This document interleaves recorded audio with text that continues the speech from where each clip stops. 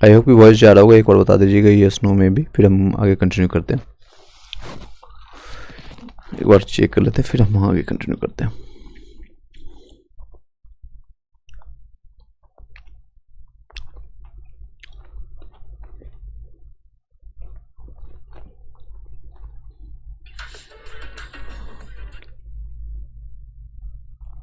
चलिए, जीव विज्ञान के बारे में जानते हैं, यानी बायोलॉजी के बारे में, इसके थ्योरी, फिर एमसीक्यू भी हम लगाएंगे, जो कि अभी तक के जितने भी एग्जामिनेशन आए। विज्ञान की उपशाखाएं। समानता विज्ञान शब्द जो है प्रत्येक आपको सुव्यवस्थित या क्रमबद्ध ज्ञान या अनुभव के लिए प्रयुक्त होता है। तो आप लोग सुने होंगे, कई टीचर्स बोलते होंगे, क्रमबद्ध ज्ञान को ही विज्ञान कहते हैं। इसे मुख्यतः दो भागों में आपको प्रकृतित किया जाता है, विज्ञान नेचुरल साइंस के रूप में और सामाजिक यानी सोशल साइंस के रूप में विभाजित किया जाता है। प्रकृति विज्ञान दो प्रमुख आपका शाखाओं जिसे फिजिकल साइंस तथा लाइफ या बायोलॉजिकल साइंस में विभाजित किया में होता है, जो पुनः कई भाषाओं में या उपशाखाओं में विभाजित होता है। लेमार्क और टेवेसियन नामक वैज्ञानिक ने सर्वप्रथम जीव विज्ञान जो है शब्द का यानी बायोलॉजी का शब्द का प्रयोग किया था। तो किसने किया था? लेमार्क और टेवेसियन। मैंने बताया भी था आपको लूसेंट, जब मैं आपको कंप्लीट करा रहा था, यहाँ से देख सकते हैं, यहाँ सेम चीज़ यहाँ पर भी लिखा गया है, ये देख सकते हैं। विज्ञान की वो शाखा जिसके अंतर्गत जीवधारियों का अध्ययन करते हैं। बायोलॉजी का मैंने बताया जीवन का अध्ययन कहलाता है, और सर्वप्रथम लेमार्क और टेवेसियन ने किया था। दोनों को रिलेट कर सकते हैं। जीव विज्ञान की शाखा एवं उपशाखाएं क्या क्या होता है? जैसे जूलॉजी, ये विभिन्न प्रकार के जंतुओं का विस्तृत अध्ययन करते हैं। बोटनी आपका जो होता है विभिन्न प्रकार के पादपों और उनके क्रियाकलापों का अध्ययन किया जाता है। नेक्स्ट आपका पैलियोबायोलॉजी, जिसमें जीवाश्म आपका जीवाश्म की यानी जीवों और जंतुओं के जीवाश्मों का अध्ययन करते हैं, जिसको बायोलॉजी या फिर पैलियोटोनोलॉजी के नाम से जाना जाता है। पैलियोटोनोलॉजी या पैलियोबायोलॉजी। नेक्स्ट है पैलियोबोटनी। पैलियोबोटनी होता है पादप जीवाणुओं का अध्ययन होता है। इकोलॉजी, सजीवों का पर उनके चारों ओर के पर्यावरण उनके प्रभाव का अध्ययन किया जाता है। इकोलॉजी आपका सजीवों पर उनके चारों ओर के पर्यावरण के अध्ययन का प्रभाव होता है। जेनेटिक्स, जीवों के आनुवांशिक लक्षणों तथा उनकी वंशागति का अध्ययन करना। जेनेटिक्स आपका होता है जीवों के आनुवांशिक लक्षणों और उनकी वंशागति का अध्ययन। फिजियोलॉजी, शरीर के बीच कनेक्ट कर सकें। चलिए, बायोनिक्स क्या होता है? जैविक जगत के गुणों सिद्धांतों के प्रयोग द्वारा आधुनिक उपकरणों और अभियांत्रिकी यानी मैकेनिकल तंत्रों का जो है निर्माण करना, ये आपको बायो कहलाता है बायोनिक्स के रूप में। नेक्स्ट है बायोनोमिक्स। बायोनोमिक्स होता है जीवधारियों को उनके वातावरण के संबंध का अध्ययन करना। क्वेश्चन भी करेंगे, डोंट वरी, आप ये जितने भी चीज़ें हैं इससे संबंधित क्वेश्चन बनता है, तो याद रखिएगा। क्वेश्चन भी करेंगे। चलिए, आवाज़ ठीक जा रहा है। चलिए, माइकोलॉजी यानी मनुष्य की पेशियों का अध्ययन करना माइकोलॉजी कहलाता है। मेमोलॉजी आपका जो होता है आपका जो होता है स्तनधारी जंतुओं का अध्ययन करना। नेक्स्ट है बायोनोमी। बायोनोमी आपका जीवन के नियमों से संबंधित है। नोमी मतलब कि नियम कुछ ना कुछ होगा, तो जीवन के नियमों से संबंधित अध्ययन करना बायोनोमी, याद रखिए। बायोमेट्री आपका गणित एवं सांख्यिकी की तकनीकों के द्वारा जीव विज्ञान का अध्ययन करना है, इसको बायोमेट्रिक कहते हैं। बायोमेट्रिक किसको कहते हैं आप लोग बताइएगा, साथ ही साथ कमेंट करते जाइएगा। जितने भी लोग अभी कनेक्टेड हो रहे हैं व्हाट्सएप और टेलीग्राम ग्रुप में शेयर कर दीजिएगा। पीडीएफ नोट्स ये आपको प्राप्त करने के लिए आप हमें टेलीग्राम ग्रुप में जुड़ जाइएगा, वहाँ पर आपको मिल जाएगा। फाइल सेक्शन में सारे पीडीएफ नोट्स यहाँ पर पड़े हुए हैं। नेक्स्ट है बायोमेट्रिक क्या होता है? गणित और सांख्यिकी की तकनीकी द्वारा इसका जीव विज्ञान का अध्ययन करना। नेक्स्ट है फ्रेनोलॉजी। फ्रेनोलॉजी मस्तिष्क के विभिन्न भागों के क्रियाशीलता तथा विचिन्नता का अध्ययन करना आपका कहलाता है, फ्रियोलॉजी के नाम से जानते हैं। फ्रियोलॉजी आपका क्या होता है? मस्तिष्क के विभिन्न क्रियाकलापों के अध्ययन को आपको फ्रियोलॉजी के रूप में जानते हैं। नेक्स्ट है, चलते हैं, चलिए। नेक्स्ट है एंथोलॉजी। एंथोलॉजी बहुत इंपॉर्टेंट ये क्वेश्चन आ चुका है, फूलों का अध्ययन कहलाता है। एंथोलॉजी फूलों का अध्ययन कहलाता है। नेक्स्ट है एग्रोस्ट्रोलॉजी। एग्रो से पता चला होगा घास के बारे में है, तो घास से संबंधित अध्ययन करना एग्रोस्ट्रोलॉजी कहलाता है। नेक्स्ट है पैलियोमोलॉजी। पैलियोनोमोलॉजी आपका कहलाता है विभिन्न प्रकार के परागणों का अध्ययन करना। ऑन्कोलॉजी कैंसर या उससे संबंधित आपको ट्यूमर का अध्ययन करना, ऑन्कोलॉजी। नेक्स्ट है टेरोटोलॉजी आपका जो शारीरिक विकास में आने वाले असमानताओं का अध्ययन करना। नेक्स्ट है कॉन्ड्रोलॉजी, उपास्थि से संबंधित अध्ययन करना। ऑस्टियोलॉजी, अस्थियों का अध्ययन करना। सेरोलॉजी, रुधिर सीरम का वैज्ञानिक अध्ययन करना। नेक्स्ट हेमाटोलॉजी, हेमाटोलॉजी आपका रुधिर का अध्ययन करना। न्यूरोलॉजी, न्यूरोलॉजी तंत्रिका तंत्र से संबंधित अध्ययन करना, आपको न्यूरोलॉजी तंत्रिका तंत्र से संबंधित अध्ययन करना। नेक्स्ट है लिथोट्रैप्सी, लिथोट्रैप्सी आपको जो होता है कि चिकित्सा प्रक्रिया जिसमें किरणों की सहायता से गुर्दे, पित्ताशय, मूत्राशय की थैली में स्थित पथरी को तोड़कर मरीज का इलाज किया जाता है। नेक्स्ट है लिथोट्रैप्सी होता है एक चिकित्सीय प्रक्रिया जिसमें किरणों की सहायता से गुर्दे, पित्ताशय, मूत्राशय की थैली में स्थित पथरी को तोड़कर आपको मरीज का इलाज किया जाता है। पैथोलॉजी, पैथोलॉजी रोगों की प्रकृति, लक्षणों या वो कारकों का अध्ययन किया जाता है। नेक्स्ट है पैरासिटोलॉजी, पैरासिटोलॉजी आपका परजीवी जीवों का अध्ययन किया जाता है, परजीवी जीवों का आपका। नेक्स्ट है वायरोलॉजी, विषाणु, वायरल में आपको वायरस आप लोग पता होगा कोरोना वायरस से कोरिलेट कर सकते हैं।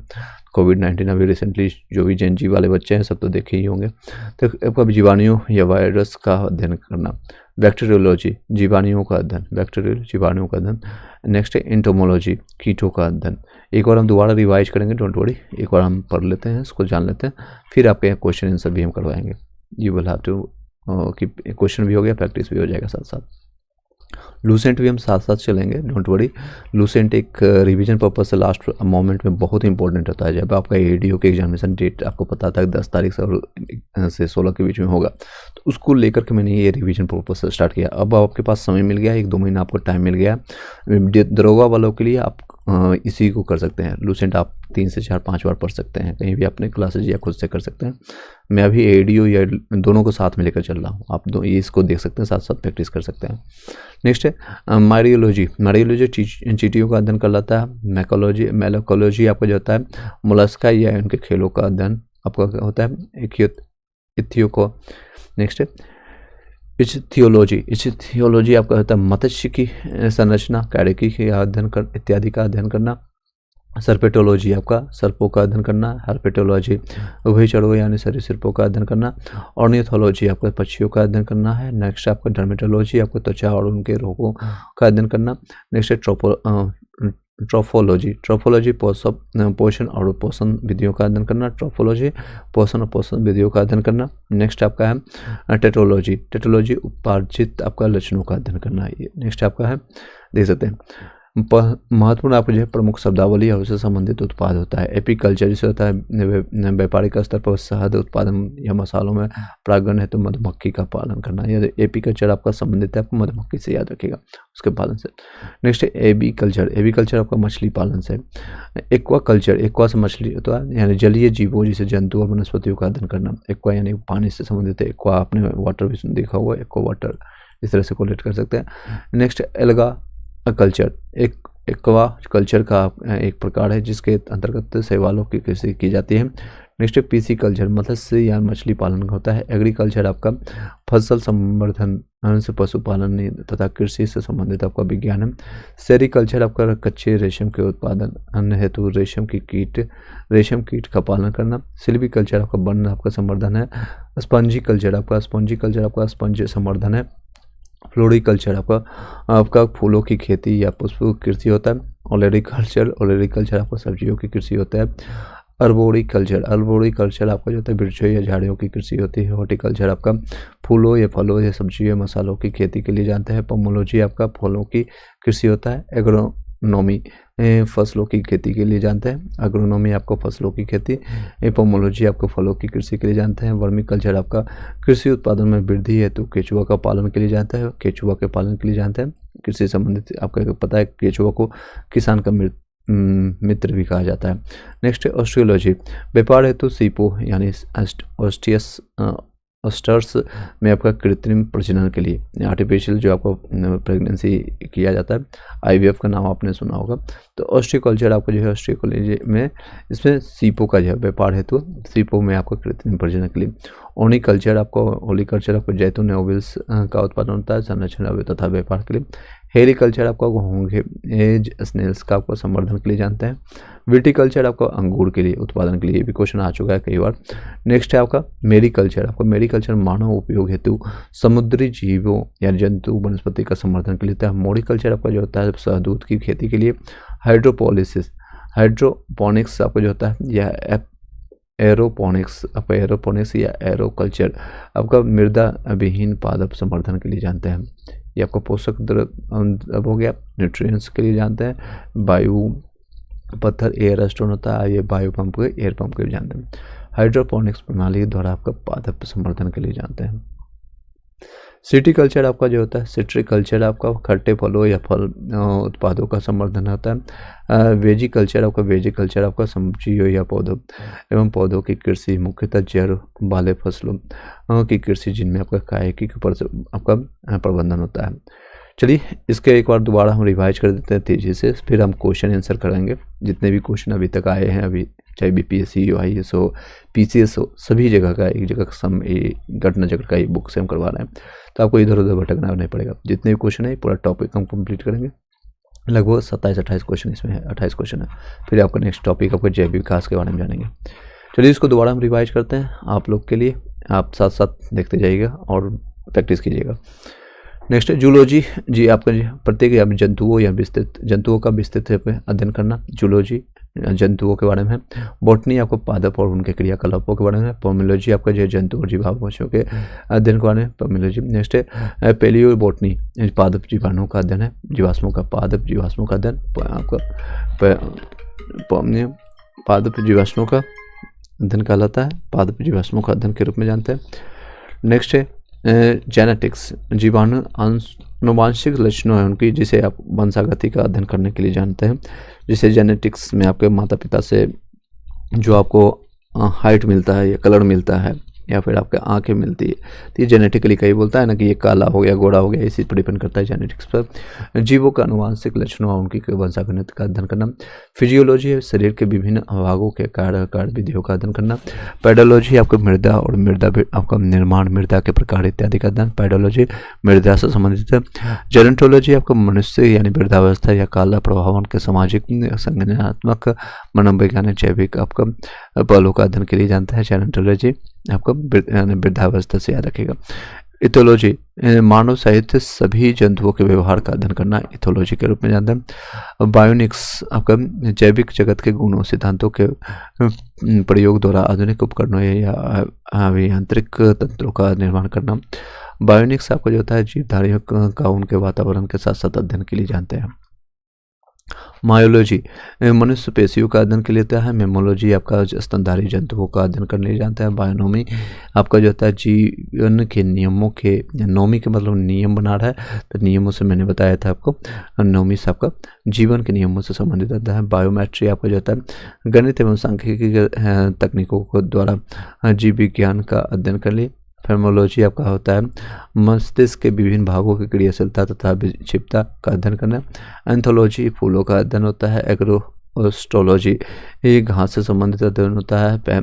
एलिनोमोलॉजी ये विभिन्न प्रकार के परागण कणों का अध्ययन होता है। ऑन्कोलॉजी कैंसर या संबंधित ट्यूमर का अध्ययन के लिए होता है। टेरेटोलॉजी शारीरिक विकास में आने वाली असमानताओं का अध्ययन के लिए।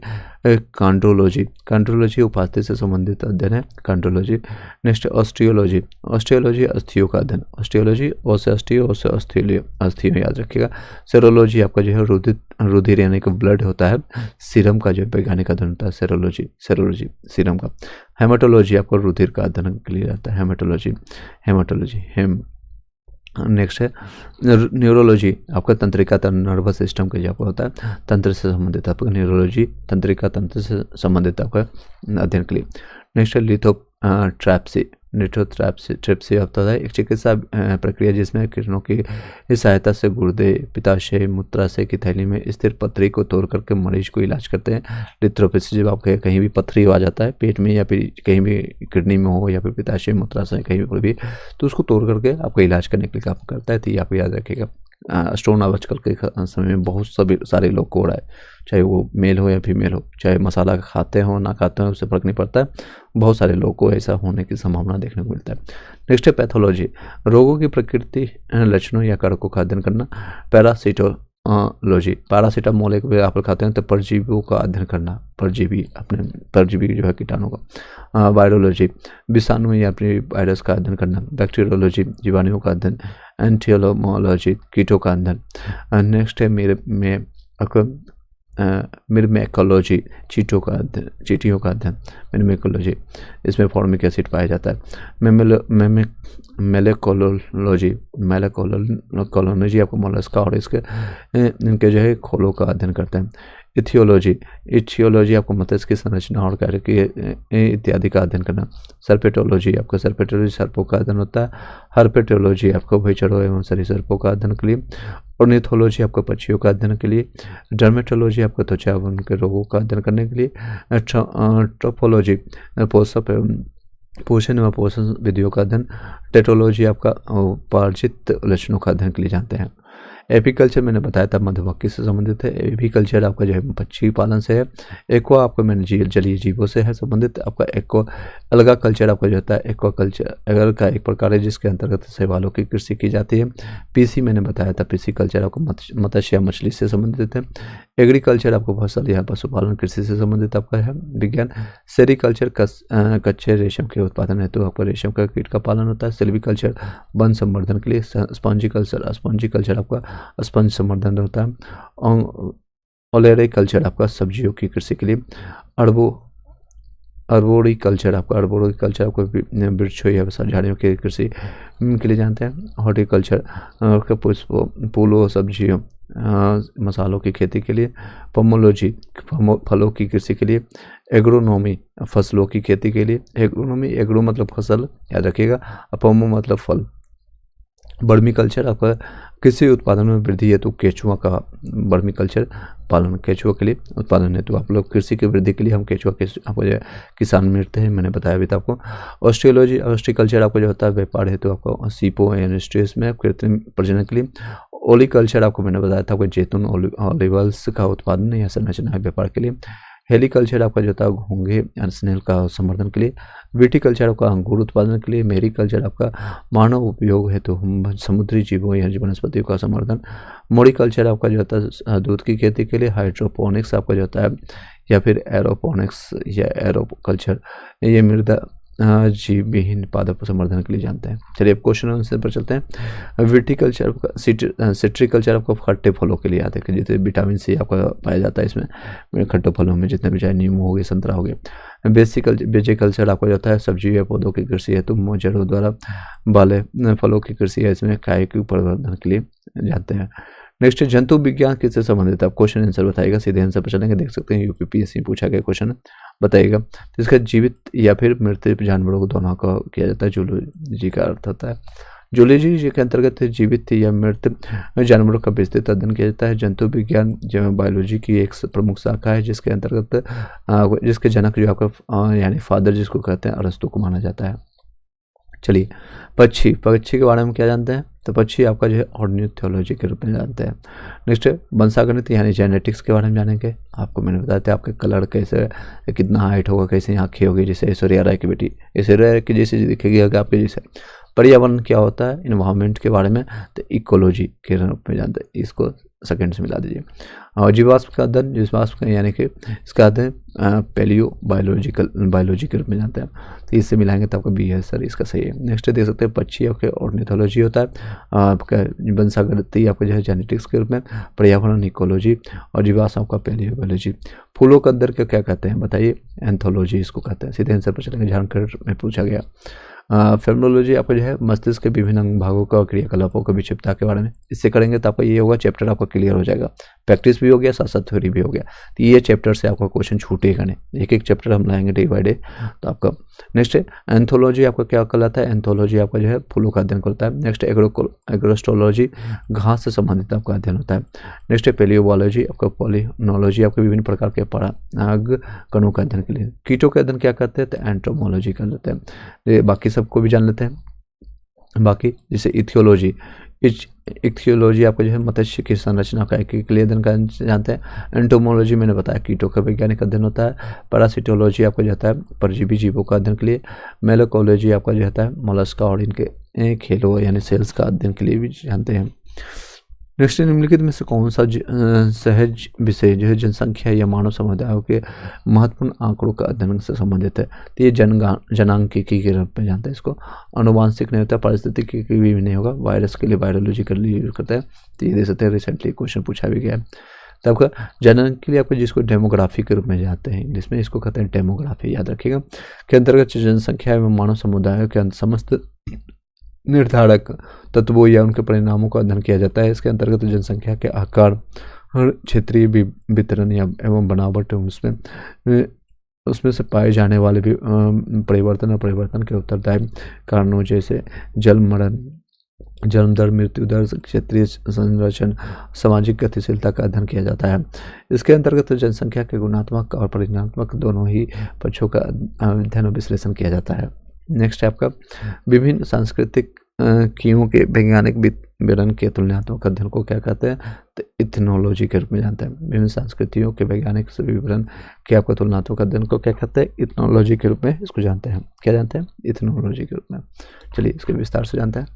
इथनोलॉजी आपको जो है, इथनोलॉजी आपको विभिन्न संस्कृतियों के वैज्ञानिक विवरणों के तुलनात्मक अध्ययन होता है। नेक्स्ट है इथनोलॉजी। इथनोलॉजी ग्राफी के ग्राफी इसमें लगा होता है। विशिष्ट संस्कृति, आपका किसी विशिष्ट संस्कृति के बारे में अध्ययन के लिए जानते हैं। इथियोलॉजी आपको जो होता है मानव सहित के सभी जंतुओं के व्यवहार का अध्ययन किया जाता है। एथिक्स आपको जो होता है नैतिक आचार। एथिक्स आप लोगों को यूपीएससी में लिखना भी होता है कि आपके नैतिक आचार और कर्तव्य का मनोवैज्ञानिक अध्ययन के लिए जानते हैं। नेक्स्ट है जैविक जगत में होने वाले कार्य, गुण या अध्ययन के इस ज्ञान को मशीनी जगत में उपयोग करने वाले को क्या कहते हैं? तो इसमें बायोनिक्स के रूप में जानते हैं। क्या कहते हैं? बायोनिक्स के रूप में जानते हैं। बायोनिक्स, बाकी हम ऑप्शंस को भी जान लेते हैं। बायोनिक्स होता है, बायोमेट्री हो गया, बायोनोमी हो गया। इस सारे को हम एक एक करके विस्तार से जानते हैं। जैसे बायोनिक्स होता है, क्या होता है? जैविक जगत में होने वाले कार्य या गुण पद्धति का अध्ययन या एवं अजैव तंत्र का इसका होता है इसका प्रयोग। बायोनिक्स आपका होता है बायोनिक्स जीवधारियों का उनके वातावरण के साथ संबंध अध्ययन होता है। बायोनोमी क्या होता है? जीवन के नियम यानी कि लॉ नोमी, मैंने बताया था नोमी के बारे में। तब आपका लॉ ऑफ लॉज या फिर कहते हैं जीवन के नियम का अध्ययन करना। बायोमेट्री आपका क्या होता है? गणित एवं सांख्यिकी तकनीक के द्वारा जीव विज्ञान का अध्ययन के लिए जानते हैं। नेक्स्ट चलते हैं पैलियो वनस्पति के अंतर्गत अध्ययन करते हैं। किसको करते हैं? तो जंतु शिवाल का या फिर शैवाल का, जंतु जीवाश्म का या फफूंद का, इनमें से कोई नहीं। तो इसका सही जवाब होगा इनमें से कोई नहीं, क्योंकि पैलियो वनस्पति में हम क्या करते हैं? तो पादप का यूज करते हैं। यहाँ पर पादप का कोई यूज नहीं, प्लांट के बारे में तो आपका करते हैं, प्लांट से संबंधित होता है, तो इसका प्लांट से होगा। तो पैलियो वनस्पति आपका पैलियो बॉटनी जो होता है के अंतर्गत पादप जीवाश्म यानी फॉसिल प्लांट्स का अध्ययन करते हैं जो कि लाखों वर्ष पूर्व बर्फ, मिट्टी इत्यादि के नीचे किसी प्राकृतिक घटना के कारण दब गए थे, जिन उनकी जो है छाप पत्थरों की चट्टानों में प्राप्त होती है। जीवाश्मों से जैव विकास के वास्तविक और ठोस प्रमाण मिलते हैं। प्रोफेसर जो आपको बीरबल साहनी को भारतीय जीवाश्म वनस्पति विज्ञान का जनक यानी फादर ऑफ इंडियन आपको पैलियो बॉटनी कहा गया है। रेशम कीट पालन को क्या कहते हैं? तो सेरिकल्चर के रूप में जानते हैं। चलिए इसके और विस्तार से जान लेते हैं। एपीकल्चर आपका क्या होता है? तो आपका व्यवहारिक स्तर पर शहद उत्पादन, फसलों में आपको पर्यावरण हेतु मधुमक्खी पालन के लिए जानते हैं एपीकल्चर। हॉर्टिकल्चर आपको पुष्प फल जो है दोनों पौधों को अध्ययन के लिए जाते हैं हॉर्टिकल्चर। सेरिकल्चर आपका जो होता है कच्चे रेशम के उत्पादन हेतु रेशम कीट का पालन के लिए। फ्लोरिकल्चर आपका सजावट के लिए काम आने वाले फूल पुष्पों का यूज करते हैं। फ्लोरिकल्चर आप लोग देखते हो शादी ब्याह में इसका यूज होता है, तो इसमें ज़्यादातर पुष्पों का यूज होता है। मधुमक्खी का उपयोग किया जाता है एपीकल्चर में। कहाँ पर किया जाता है? एपीकल्चर में किया जाता है। नेक्स्ट है बाकी व्याख्या आप ऊपर में देखते चले जाएंगे, सीधे आप क्वेश्चन आंसर करेंगे। कौन सा सम्मिलित नहीं है? फूलों के अध्ययन फ्लोरिकल्चर भी मैंने बताया सही है। फसलों के अध्ययन आपका एग्रोनॉमी, ये भी सही है। फलों की खेती आपका पोमोलॉजी कहलाता है। सब्जियों की खेती आपका क्या कहलाता है? इसको हॉर्टिकल्चर नहीं कहते हैं, बल्कि एक विशेष पद्धति जिसके तहत आपका फलों की कृषि की जाती है, पोमोलॉजी इसका होगा। इसका याद रखिएगा। एक विशेष प्रकार की कृषि होती है जिसके तहत आपको फलों की कृषि, सब्जी यानी की कृषि तथा फूलों की कृषि आती है। प्रश्न में 1 और 3 आपको फूलों की और फलों की खेती के क्रम से आपको फ्लोरिकल्चर और पोमोलॉजी कहते हैं। यानी फूलों की खेती के लिए फ्लोरिकल्चर और फलों की खेती के लिए पोमोलॉजी का नाम दिया जाता है। आपका सी के अंतर्गत जो था आपका नामकरण जो हॉर्टिकल्चर दिया गया है, जिसके बेहद श्रेणी जो है आपका शब्दावली है, मतलब कि इसकी बृहत श्रेणी की शब्दावली होती है। हाँ, सब्जियों की खेती के लिए विशिष्ट शब्दावली जो है क्या कहते हैं उसको, ओलेरिकल्चर कहते हैं सब्जियों के लिए। नेक्स्ट, यदि सभी नामकरण जो है विशिष्ट शब्दावली के रूप में सही मायने जाए तो आपका सही ये सुनिश्चित नहीं है, बाकी सब चीज़ें देख लीजिएगा, ये सब मैंने बता ही दिया। नेक्स्ट क्वेश्चन पर चलते हैं। सब्जी के लिए काम आने वाले पौधों को अध्ययन को क्या कहते हैं बताइएगा, कमेंट बॉक्स में बताते जाइएगा। सब्जी के लिए पोमोलॉजी, फ्लोरिकल्चर आपको फलों के लिए करते हैं, पोमोलॉजी मैंने बताया अभी। नेक्स्ट है ऑरेलिकल्चर, इसका आंसर होगा। हॉर्टिकल्चर मैंने बोला विस्तृत, अगर कोई विशेष श्रृंखला के लिए करते हैं। नेक्स्ट कौन सा सही नहीं है ये बताना है, ये याद रखिएगा इस तरह से। एपीकल्चर क्या होता है, शहद की मक्खी के लिए, बिल्कुल ही सही। सेरिकल्चर आपका सिल्क वर्म के लिए, आपका हॉर्टिकल्चर फूल के लिए, विस्तृत के लिए यूज करते हैं। और पिसिकल्चर आपका लाख का कीड़ा के लिए नहीं, पिसिकल्चर आपका मछली पालन के लिए करते हैं, तो ये गलत है आपका, ये आपका गलत नहीं, ये मछली याद रखेगा, इसमें आपका मछली याद रखेगा, यहाँ दिया हुआ पिसिकल्चर आपको मछली पालन से संबंधित है। नेक्स्ट क्वेश्चन आपका, कौन सा जोड़ी आपका समेकित है, शब्द और अर्थ जो है सब समान है। नेक्स्ट है लेक्सिकोग्राफी, शब्दकोश का संकलन के रूप में जानते हैं, ये बिल्कुल सही है। नेक्स्ट है फिलोलॉजी, नहीं ये बातें गलत है, बाकी सिर्फ ये सही है, बाकी यहाँ पर गलत है, मैं आपको बता देता हूँ यहाँ पर। लेक्सिकोग्राफी आपको शब्द कोश का संकलन या फिर संयोजन के रूप में जानते हैं। फिलोलॉजी आपको जो है भाषा की संरचना या फिर एवं विकास एवं इतिहास का अध्ययन के लिए जानते हैं, फिलोलॉजी कहते हैं, फिलोसफर बन गया तो क्या। एंटोमोलॉजी कीटों का अध्ययन के लिए जानते हैं। आइकोनोग्राफी प्रतिमा या फिर चित्रकला का अध्ययन के लिए जाता है। नेक्स्ट लेक्सिकोग्राफी का संबंध है शब्दकोश की संरचना से है, आपका शब्दकोश की संरचना से। विटिकल्चर किससे संबंधित आपका उत्पादित होता है, विटिकल्चर आपको मैंने बताया अंगूर से संबंधित है। अब केचुआ को जो है किसान का मित्र कहा जाता है। चलिए नेक्स्ट है आपका विटिकल्चर का अंगूर के उत्पादन और उसके अध्ययन से संबंधित विज्ञान की शाखा है। कीट संवर्धन किससे है, तो कीटों की वृद्धि का आपका विज्ञान है। जंतु का नहीं होगा, मछली का नहीं, पीछे गलत, कीटों का भी नहीं, तो आपका कीटों की वृद्धि से संबंधित है। ये आसान सा क्वेश्चन है, ये देख सकते हैं बीपीएससी में क्वेश्चन पूछा गया है 2015 में। कीट संवर्धन यानी कि जैसे केचुआ की वृद्धि के लिए विज्ञान कहा जाता है, केचुआ कीटों का मृत भूमि की आंत कहा जाता है। केचुआ खाद या वर्मी कंपोस्ट पोषक पदार्थों से भरपूर एक उत्तम जैव उर्वरक है। वर्मी कल्चर में प्रयुक्त वर्म होता है, क्या होता है, अर्थवर्म होता है। वर्मी कंपोस्ट को आपका वर्मी कल्चर केचुआ पालन भी कहते हैं। केचुआ यानी अर्थवर्म के मल से तैयार खाद की वर्मी कंपोस्ट कहा जाता है, यानी उसके मल मूत्र से निकलता है, मल से। नेक्स्ट है जेरेंटोलॉजी किसकी अध्ययन से संबंधित है आपका, तो वृद्धाशय, अभी मैंने बताया था, ये 3-4 बार हो चुका है।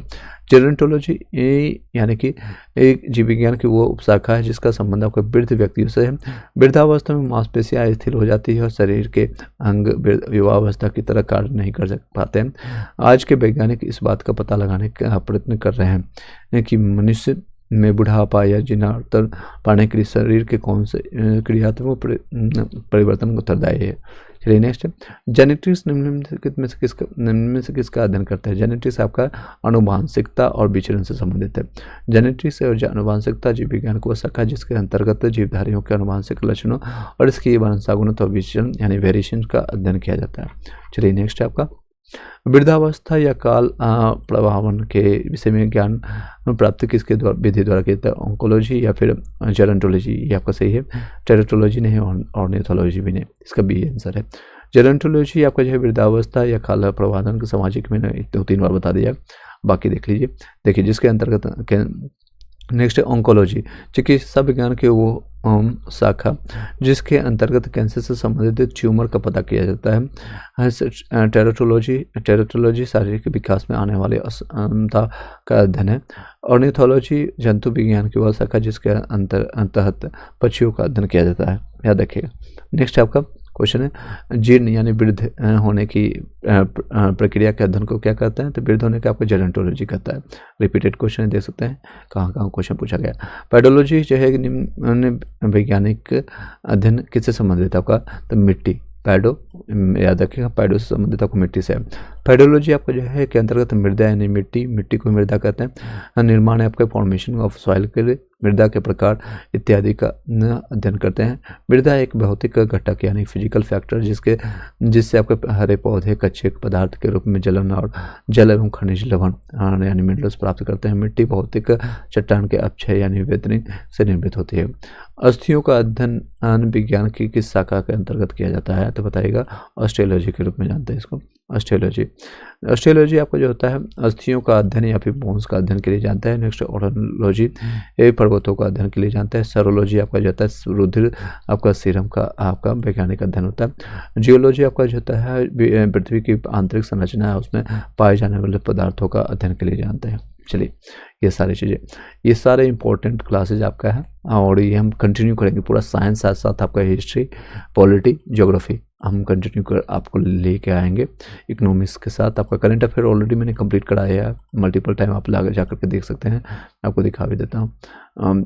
देखिए यहाँ पर सारे आप देखेंगे तो आपका एडिटोरिया भी स्टार्ट हो चुका है। Time to time Hindi English में मैंने कंप्लीट कराया है, तो वहाँ से भी जा करके देख सकते हैं। चलिए सीधे टाइम में वेस्ट करते हुए जिन लोगों को वीडियो नोट्स या प्राप्त करना है तो वो हमें कांटेक्ट कर सकते हैं। हड्डियों की पढ़ाई जो है आपका विज्ञान की किस शाखा के अंतर्गत होती है? तो आपका ऑस्टियोलॉजी से संबंधित ये रिपीटेड है क्वेश्चन है, देख सकते हैं बीपीएससी प्री में पूछा गया। सर्पों के विषय में जानकारी प्राप्त करना क्या कहलाता है? आपका सर्पेटोलॉजी कहलाता है। सर्पेटोलॉजी कहता है आपका सर्पों का अध्ययन किया जाता है। हर्पेटोलॉजी आपको जो है देख सकते हैं, हर्पेटोलॉजी जीव विज्ञान की शाखा जिसके अंतर्गत उभयचरों या सरीसृपों का अध्ययन किया जाता है। ऑर्निथोलॉजी आपका जो है अंदर पक्षियों का अध्ययन किया जाता है। इक्थियोलॉजी आपका जो होता है मछलियों का अध्ययन किया जाता है, तो याद रखिएगा। ऑर्निथोलॉजी आपको मैंने बताया आपका किससे संबंधित है? तो ऑर्निथोलॉजी आपको पक्षियों से संबंधित है, मैं आपको शॉर्ट में लिख देता हूँ। इक्थियोलॉजी आपको मछली से है और आपका हर्पेटोलॉजी आपका जो है आपको मैंने बताया ओके आपका जीव विज्ञान को जिसके आपका उभयचर और सरीसृपों के बारे में मिलता है जानकारी, यहाँ देख सकते हैं उभयचर और सरीसृपों। नेक्स्ट है किस में आपका जो है बेमेल है, कौन सा बेमेल है? यानी कि ओड वन जिसको आउट कहते हैं, आपने रीजनिंग में देखा हुआ, तो इस तरह से भी क्वेश्चन रीजनिंग में पूछा जाता है। तो ये रीजनिंग और साइंस का मिक्सचर होता है क्वेश्चन। फिजियोलॉजी, साइकोलॉजी, पैथोलॉजी या बैक्टीरियोलॉजी? इसका जवाब होगा साइकोलॉजी, ये मस्तिष्क से संबंधित है। बाकी देख सकते हैं फिजियोलॉजी आपका पैथोलॉजी, बैक्टीरियोलॉजी जीव विज्ञान से संबंधित आपका विद्याएं हैं, जबकि साइकोलॉजी मनोविज्ञान मैंने बताया मस्तिष्क से अलग, इनसे आपका अलग विद्या है, मतलब दोनों अलग अलग पढ़ाई है। नेक्स्ट है जनरली ये देखते होंगे कोविड-19 के बाद साइकोलॉजी की जरूरत पड़ता है। साइकोलॉजी यानी कि इन द सेंस कि डिप्रेशन का सिम्टम ज़्यादा देखने को मिलता है। डिप्रेशन में लोग सुसाइड कर रहे हैं, लोग एक दूसरे को हार्म कर रहे हैं, या फिर आपको एक मनोबल भी डाउन हो जाता है जो लगातार आपको असफलता मिलता है। 2 4 5 साल लगातार आपने प्रिपरेशन किया और कहीं भी आपको सफलता नहीं मिल रहा है, पीटी मेंस निकल रहा है और फाइनल सिलेक्शन नहीं मिल रहा है। तो ये सारी चीज़ें, बाकी सब चीज़ों को हम देख सकते हैं, बट ये आपके मन में क्या चल रहा है किसी को नहीं पता चलेगा। नेक्स्ट है हाइड्रोपोनिक्स। हाइड्रोपोनिक्स क्या होता है? मृदा विहीन पादपों का संदर्भ है, पादप में नहीं, आपका सब्जियों में भी नहीं, जल में भी नहीं। हाइड्रो मतलब याद रखिएगा पानी से संबंधित होगा, मृदा विहीन आपका पादप संवर्धन से। हाइड्रोपोनिक्स एक ऐसी प्रक्रिया है जिसमें आपका खनिज पोषक तत्वों के बिलियन के प्रयोग द्वारा जल में पौधों का उपयोग उगाया जाता है। यह पौधे को उगाने की ऐसी विधि जिसमें आपको भूमि में पौधे नहीं उगाए जाते, याद रखिएगा। तो यहाँ पर कहाँ पर? जल में उगाया जाता है। ये टॉपिक आपका कंप्लीट हो गया। नेक्स्ट आपका है टॉपिक आपका जैव विकास। इस टॉपिक को भी किया जाए, यस नो में भी आप लोग बताइएगा। साथ साथ मैं लूसेंट को भी कंप्लीट कर रहा हूँ, आप इसको भी देख सकते हैं। लूसेट का भी 1 लाइनर मैं आपको साथ ही साथ फैक्ट आपको जो है कंप्लीट कराते जा रहा हूँ। एक बार वीडियो को सभी लोग लाइक करके शेयर कर दीजिएगा और कमेंट कीजिएगा आगे कंटिन्यू किया जाए, यस नो में भी आप लोग बताइए, फिर आगे कंटिन्यू किया जाएगा। जितने लोग एक बार लाइक करके शेयर कर दीजिएगा, जितने लोग अभी कनेक्टेड हैं।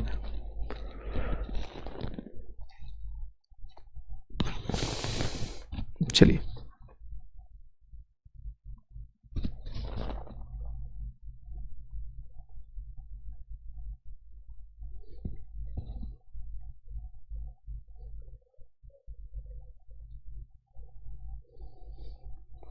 चलिए कुछ लोग आ रहा है रिस्पॉन्स यस यस। चलिए 2-3 लोग और मैसेज कीजिएगा जितने भी लोग हैं।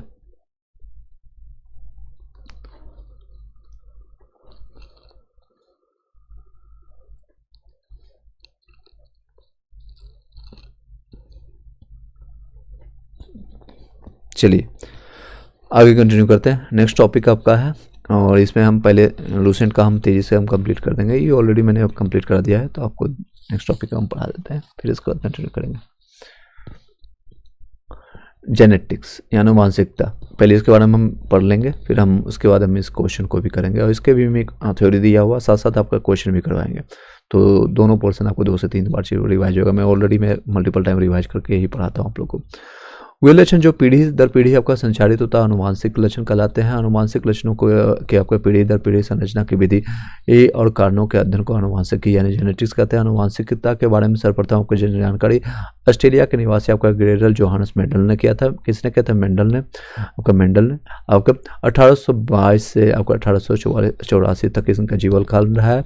इसी कारण में इन्हें आपका जो है आनुवांशिकता का पिता यानी फादर ऑफ जेनेटिक्स कहा जाता है। किसको? तो ग्रेरल आपका जोहानस मेंडल को। और इसने मटर पर जो है आपका पहली बार प्रयोग किया था। डब्ल्यू वाटसन जो आपका 1905 में सर्वप्रथम जेनेटिक्स का उपयोग किया था। यानी जेनेटिक्स का सबसे पहले उपयोग किसने किया था? वाटसन ने, डब्ल्यू वाटसन ने। याद रखिएगा 1905 ईस्वी में, 1905 आपका 1905 में जो आपका हिस्ट्री से भी कोरिलेट कर सकते हैं। जो आपका स्वदेशी आंदोलन हुआ था, क्यों हुआ था? तो बंगाल विभाजन इसमें किया गया था लॉर्ड कर्जन के समय। जोहानस सेंस ने आपका 1909 में सर्वप्रथम जीन शब्द का प्रयोग किया था। जीन शब्द का सबसे पहले प्रयोग किसने किया था? जो से जीन, जो से जोहानस। याद रखिएगा, याद करने का सिंपल तरीका मैं बताता हूँ। आप उधर बहुत सारे सब्जेक्ट होते हैं, तो जोहानस आपका कब किया था? तो जीन, जो से जोहानस ने आपका जीन शब्द का उपयोग किया था। आपका फिनोटाइप जीवधारी के जो लक्षण प्रत्यक्ष रूप से दिखाई पड़ते हैं उसको फिनोटाइप कहते हैं। जो प्रत्यक्ष रूप से दिखते हैं उसको क्या कहते हैं? फिनोटाइप के रूप में।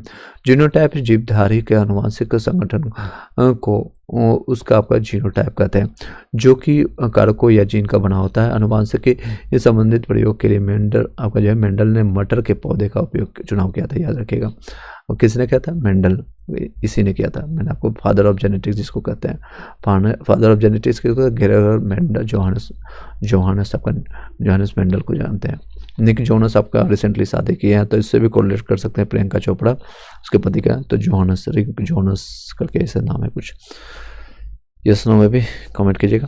चलिए, मेंडल ने पहले एक जोड़ी आपके विपरीत गुणों फिर 2 जोड़े विपरीत गुणों के वंशानुगत आपका अध्ययन किया, जिन्हें क्रमशः आपका एक संकरणीय या 2 संकरणीय क्रॉस इसको कहते हैं। ये देख सकते हैं, एक संकरणीय क्रॉस में जिसमें मोनोहाइब्रिड क्रॉस मेंडल ने एक आपका संकरणीय क्रॉस के लिए लंबे टीटी एक बौने टीटी पौधे के बीच आपको क्रॉस कराया गया।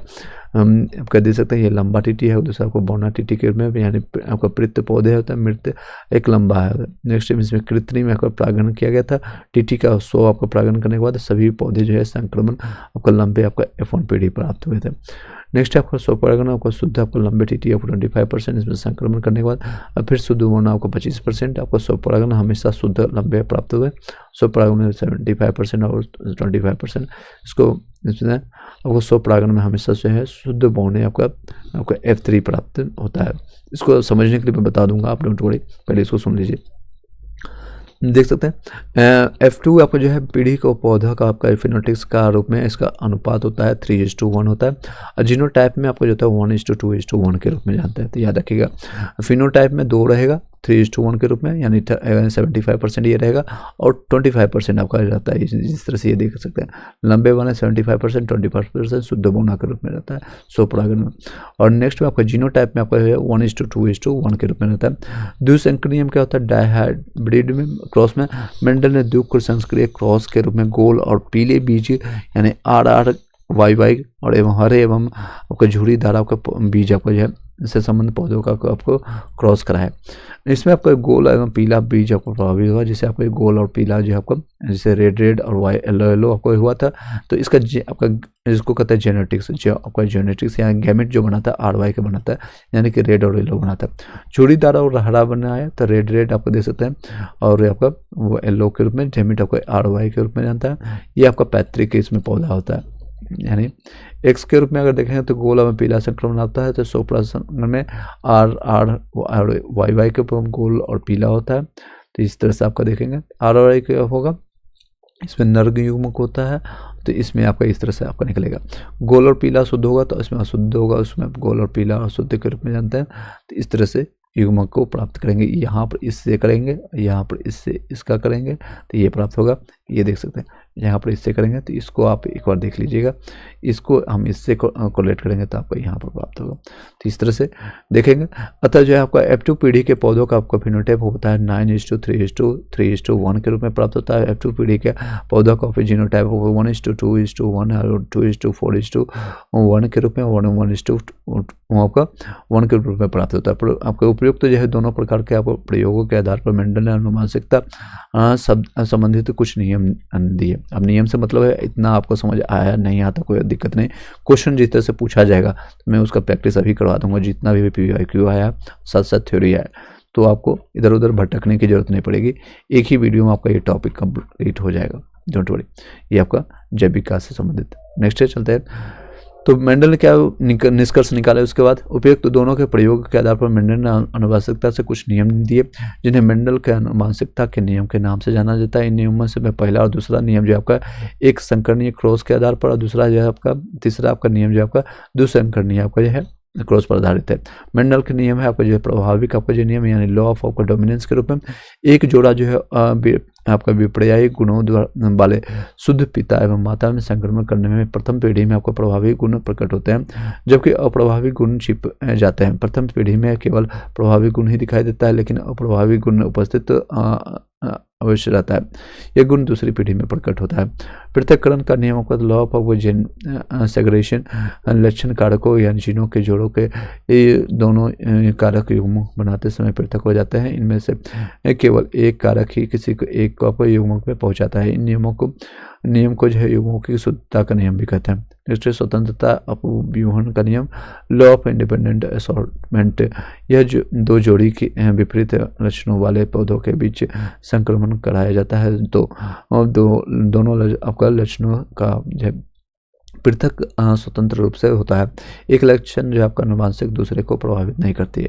युग्मों को वैकल्पिक में रूप जानते हैं एक ही गुण के विभिन्न आपके विपर्यायी रूपों को प्रकट करने वाले लक्षण को कारकों के एक दूसरे का युग्म विकल्प या एलील कहे जाते हैं। इसको हम सुनते जाइए, आपको दिमाग लगाना नहीं है। मैं आपको जहाँ दिमाग लगाने की जरूरत पड़ेगी तो मैं आपको बता दूंगा।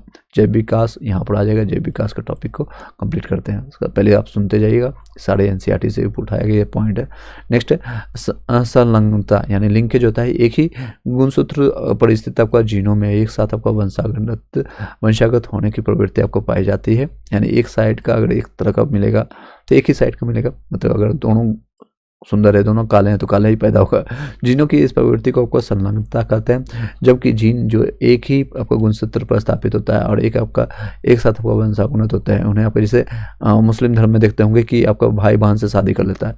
तो जिस तरह का अगर बीमारी इसमें भी अगर मान लीजिए ए पर्सन है, उसको भी अगर कोई बीमारी है और बी को भी है, क्योंकि वो एक ही तरह से जेनेटिक से लिए होता है, तो उसके कहीं ना कहीं आपका जो है पूर्वज ही सेम होता है।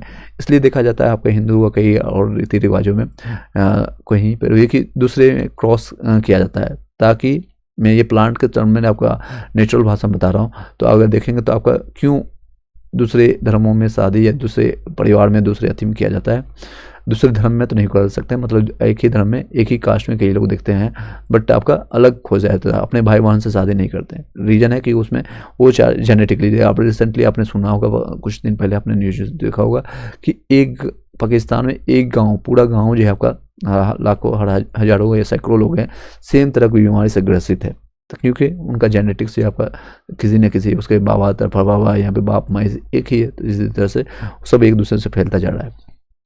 नेक्स्ट है, जबकि जीन जो है एक ही आपको गुणसूत्र पर स्थापित तो होते हैं और एक साथ आपको वंशानुगत होते हैं, उन्हें आपको संलग्न आपका जीव यानी लिंक्स जीन्स कहते हैं। लिंक संलग्न आपका जो है जीन आपका सेक्स लिंक्ड जीन लिंग संलग्न गुणों को एक पीढ़ी से दूसरे पीढ़ी में ले जाते हैं। वास्तव में 100 गुणसूत्र का पर जीन लिंग स्थित जीन ही लिंग संलग्न आपका सहलंग आपका जो है जीन कहलाते हैं, कहे जाते हैं, क्योंकि इसका प्रभाव जो नर और मादा दोनों पर पड़ता है। लिंग आपका संलग्नता का आपका सर्वप्रथम विस्तृत व्याख्या आपका मार्गन ने किया था 1910 में। और मनुष्य में आपका कई लिंग जो है संलग्न गुण, जैसे आपका रंग वर्णता, यानी कि जिसको आपका साधारण भाषा में कहे तो आपका रंग वर्णता, यानी कि उसको कलर ब्लाइंडनेस हो जाता है। रेलवे में जब आप ALP के लिए या कहीं आप जाएंगे मेडिकल में, तो सबसे ज़्यादा ये चेक किया जाता है कलर ब्लाइंडनेस। अगर माता पिता को है तो इसी जेनेटिक बीमारी होता है, इसका कोई इलाज भी नहीं है, तो याद रखिएगा। तो इसका अगर माता में से ज़्यादातर माता या पिता किसी में है तो आपको ये फैलता है। तो मनुष्य में आपके कई जो है लिंग आपका आपका लग्न सह आपका गुण होने के कारण रंग बनता है, या फिर बांझपन आता है, हेमोफीलिया आता है, मायोपिया आता है, हाइड्रो आपका ट्राइकोसिस आता है। लिंग आपका संलग्न गुण स्त्रियों की अपेक्षा पुरुषों में ज़्यादा प्रकट होते हैं, क्योंकि पुरुषों का डोमिनेट करता है वो सारी चीज़ें। मानव जो है अनुवांशिक ह्यूमन जेनेटिक्स होता है। गुणसूत्र यानी क्रोमोसोम्स का नामकरण जो होता है W वाल्डेयर ने किया था। ये क्वेश्चन याद रखिएगा, कब किया था याद रहे ना रहे, 1888 याद रखना आसान है, हालांकि 1888 1888 में। और आपका गुणसूत्रों के जो क्रोमोसोम का जो है नामकरण किसने दिया था? W वाल्डेयर ने। किसने? वाल्डेयर ने, W वाल्डेयर ने दिया था। क्रोमोसोम की संख्या यानी गुणसूत्र के बारे का नामकरण किसने किया था? तो नामकरण जैसे आपका पैदा कोई और किया और आकर के पंडित जी नाम दे देते हैं ना, उसी तरह से आप रिलेट कर सकते हैं, जिसने W वाल्डेयर ने किया था। गुणसूत्रों में आपको पाए जाने वाले अनुवांशिक पदार्थ को जीनोम कहते हैं। जीन इन्हीं गुणसूत्रों पर पाया जाता है।